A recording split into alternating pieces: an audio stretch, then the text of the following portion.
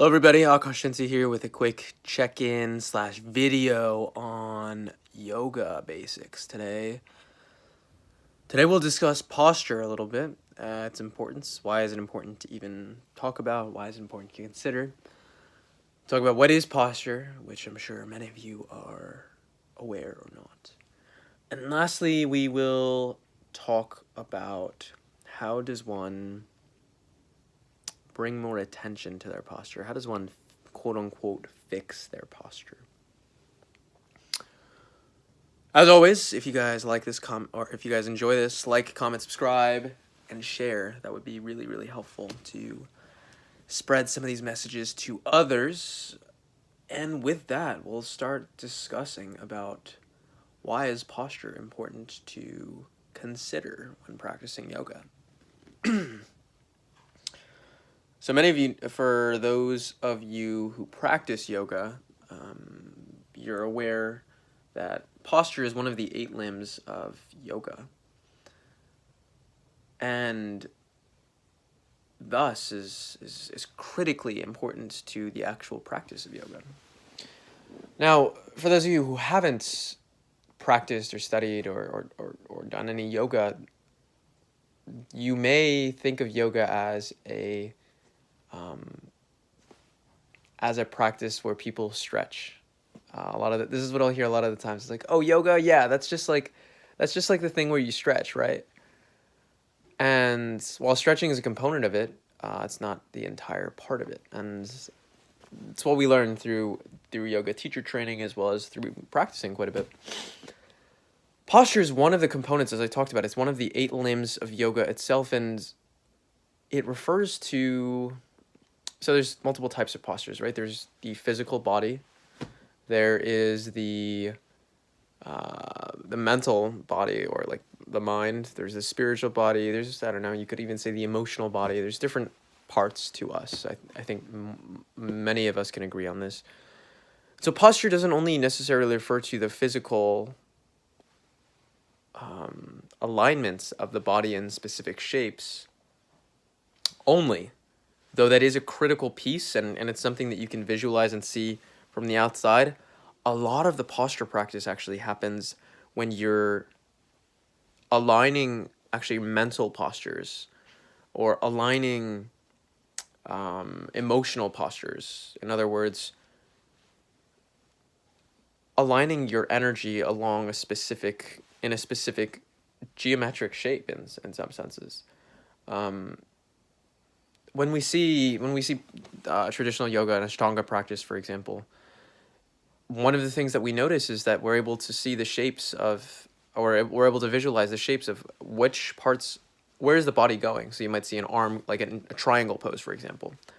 In this posture, person is standing with their legs about a little bit more than shoulder width distance apart.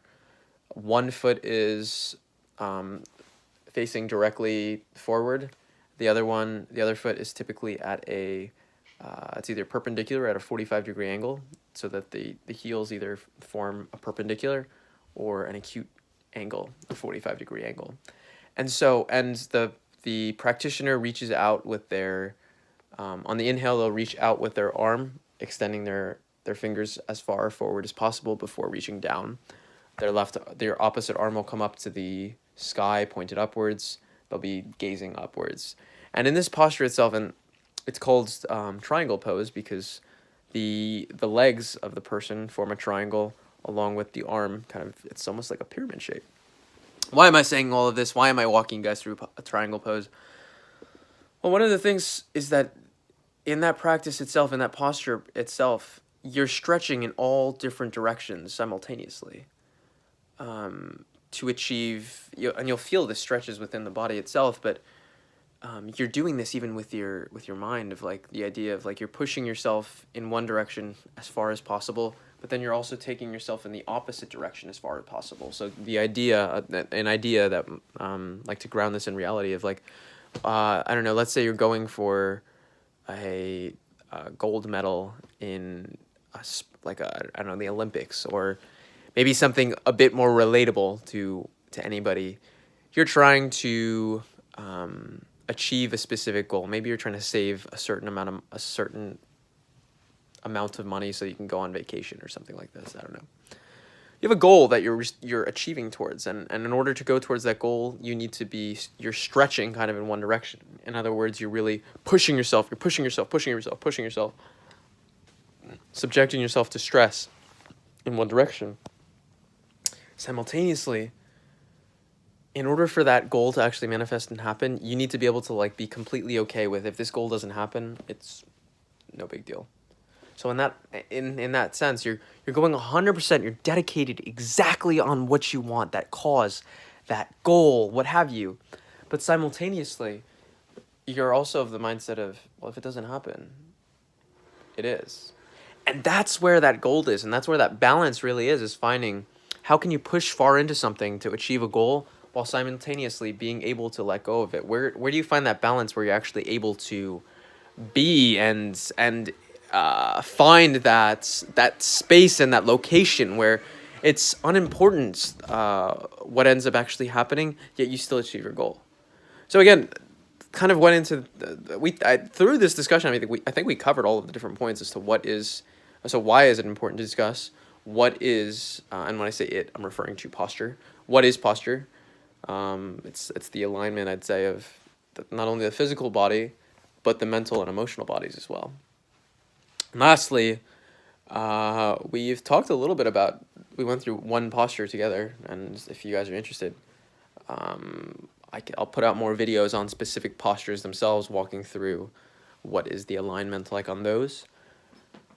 With that, we ended here tonight. So if you guys liked this comment, or if you guys liked this video, like, comment, subscribe, or share.